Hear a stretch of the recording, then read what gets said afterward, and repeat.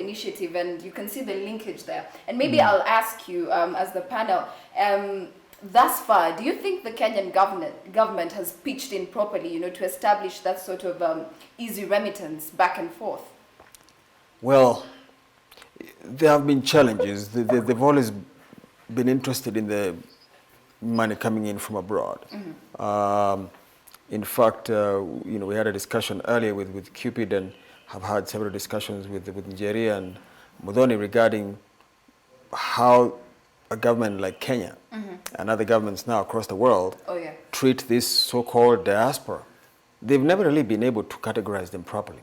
In countries like Israel, Syria, Cyprus, Ukraine, surprisingly, and a few other countries in Europe, they've managed to capture that. And India, they've managed to capture that. They even have a unit within the Ministry of Finance specifically for the diaspora. Forget foreign affairs, forget everything else. But in their financial department, they have special rates for incoming flows.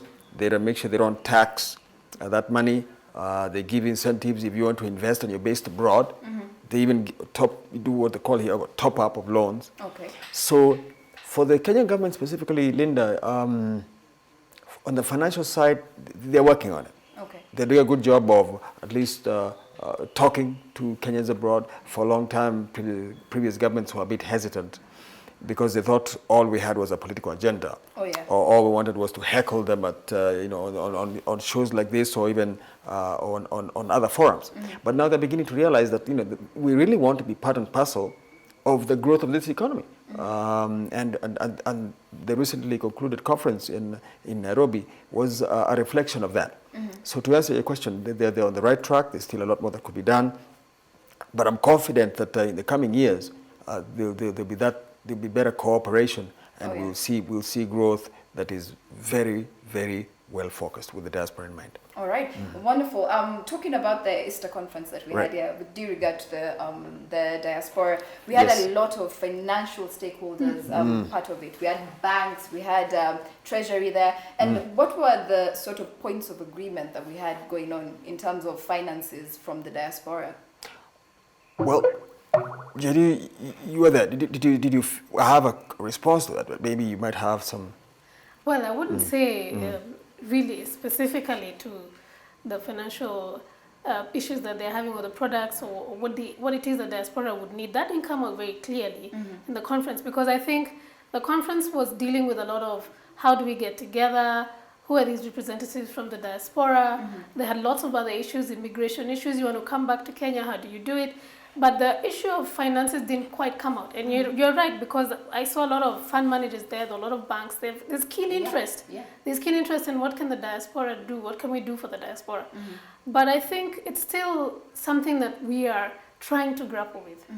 What do we do for the diaspora, and how can we send remittances back home, and so that the diaspora can feel confident that this is where my money is. And I think, as we've had many discussions again with Robinson, I think one of the key things that we need to consider, especially when we're dealing with diaspora and bringing money back home, I think one of the key things I'd be interested in is, can I build a nest egg? So that as I'm doing whatever I'm doing, within 5 years, I can plan to come back home. So what can I do within those 5 years? Maybe I want to build a house, maybe I want to put in some money in the stock market. But there's, again, the channel. So that didn't come out quite clearly. Okay. And the ministry, with the Minister of Foreign Affairs and all the people who were there. But I think also what came out very keenly, which I noticed, was there is some misunderstanding about who the diaspora are. And I think when they arrive back home, sometimes they're not quite sure, have they laid out, clear issues, this is what we need to focus on. I felt there was a lot of things that were being discussed which couldn't be dealt with in that forum. In terms of finances, the private stakeholders away from the government, have they made positive steps towards, channeling and that aspect of the diaspora's contribution? They're very interested, extremely interested.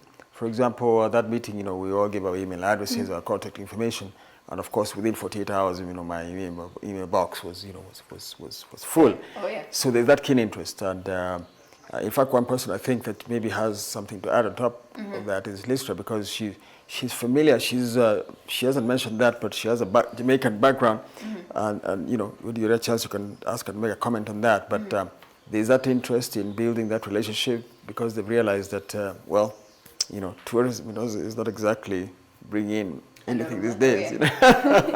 You know, they're not tourists, you know, bringing in money. Yeah. Everything else, manufacturing, oil and gas is yet to be explored. So really interesting that they're accepting. It's taken years, but they're accepting that this is a foreign exchange earner. These are guys that not only want to invest, but they're citizens. It's not like they have a choice. Well, of course they do. They can do Uganda, Tanzania, Japan, India, but they're residents, they're citizens of this beautiful country. Oh yeah. So they're taking advantage of that. So I responded to some of those emails.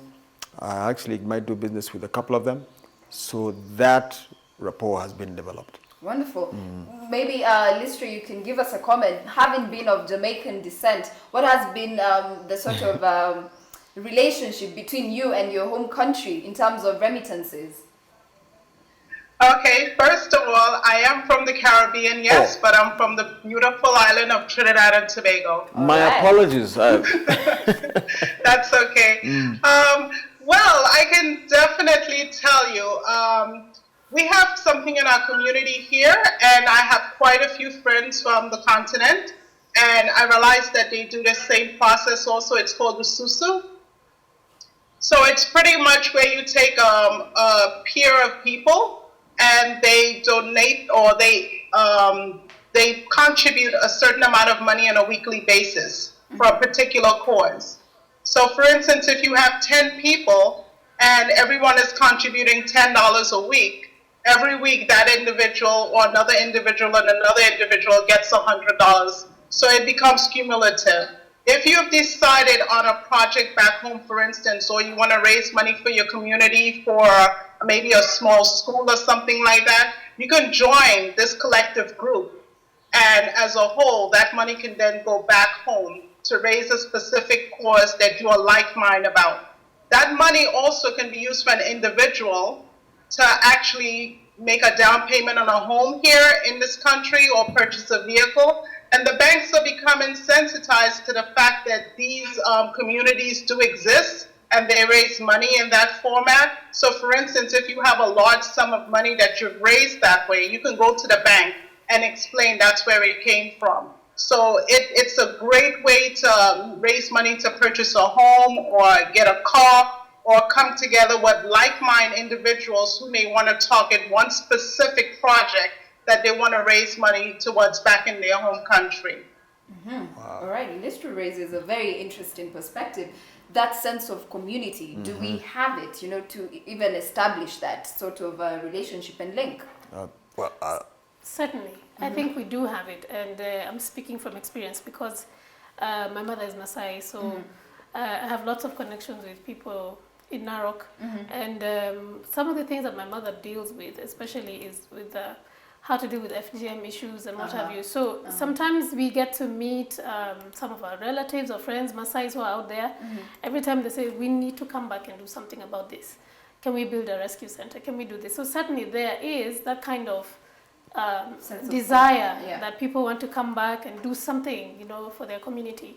But I think we're still exploring it, because then at the end of the day, how they end up doing it is sending a few dollars back home. So we'll go and talk to a few people, give us some flyers, we'll talk to them and maybe send maybe $10 each or $20 each, and it will accumulate into something. But it's not a very structured way of doing it. But the desire is there. All right. Robinson, what do you think? The desire abroad, you mean? Abroad? That sense of community abroad. Oh, let me tell you, when you're out there, and my friends here will attest to that, you want to be more connected to your home than before. And apart from food, culture, you know, they now realize they have to be connected financially. The nest egg that Njeri talked about is extremely important, because a lot of us left Kenya at a time when it was really a one-way ticket. You know, Kenya was growing at what, -4%, something of that nature. So, you know, you're like, you know what, I'm going to America, I'm not coming back to Kenya. It's taken many years, even for folks like me, to finally accept and agree that, you know, I am Kenyan. Whether I'm dual, triple citizen, or whatever many passports I may have, my heart is still here. So with the advent of devolution, there is hope. There is light at the end of the tunnel. Now we feel that, you know what, we're missing out. And a lot of us are now coming back. That's why these banks and other, property organizations are now eager to liaise with us because they know we are an eager market. So to answer your question, the answer is yes, we are in. We're looking for ways and means of collaborating in all fashion. Because a lot of folks who go abroad, some of them never made it back home. They died. Some are even buried there now. I mean, you've lived there for 30 years.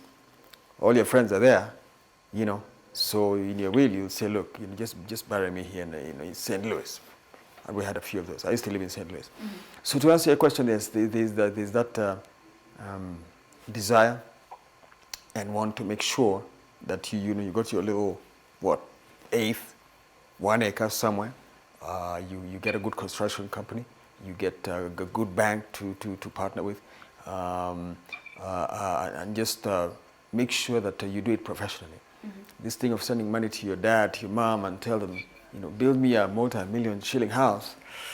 They end up building their own nest egg and forget about you. Oh yeah. Okay, wonderful. Do you think we should have maybe a sort of Lystra? Oh, yeah,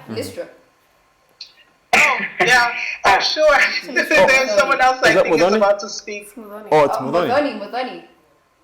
Yes, first if I may, this is a great discussion. And what I wanted to do was to maybe just step back a little bit into the question that you had asked regarding has the government done enough? And the reason I want to step back into that is my field of expertise is policy management. And one of the things that is very evident in how the government of Kenya is handling anything regarding diaspora, that it is not being innovative at all. And what I mean by that is what we are seeing. If you look at any of the recent policies, for example, the one that was promulgated earlier this year by President Uhuru Kenyatta, there was nothing really innovative when you compare it to other policies that have been implemented by countries such as India or China. Okay. Specifically India. And the reason for that is India has been able to prove to the world that a group such as just the diaspora can literally turn the economy of your country around. India is where it is today because of its diaspora, who went back to India and established the IT world that currently exists, where you have significant companies like Infosys, who now have their international base in India. And a lot of times when you have to have software implementation and things of that nature, it's managed, all of that is managed from the office in India. So the Kenyan government has pretty much gone and looked at how they've been successful and taken that policy and implemented it in Kenya. And this is also the same in regards to the trying to integrate, and I'll say trying in quotes, trying to integrate the diaspora in regards to investments. The issue with policy is that it is top down. Whenever policy has to be successful, it will require that all stakeholders are at the table. And in this case, your major stakeholders are the government of Kenya and the diaspora. Whenever the instruments of investment have been put forth by the government of Kenya, they have not included any input from the diaspora. And this is why the diaspora circle has been so successful, even though the concept is somewhat new for Kenyans who have lived in the diaspora for an extended period of time. It is catching on. And what's happening now is we're starting to see a momentum where pretty soon, when it comes to the question of how do you want to do investment, the Kenya government will have to do what it should have done in the first place, which is come to folks in the diaspora and say, how do you see yourselves investing in your country?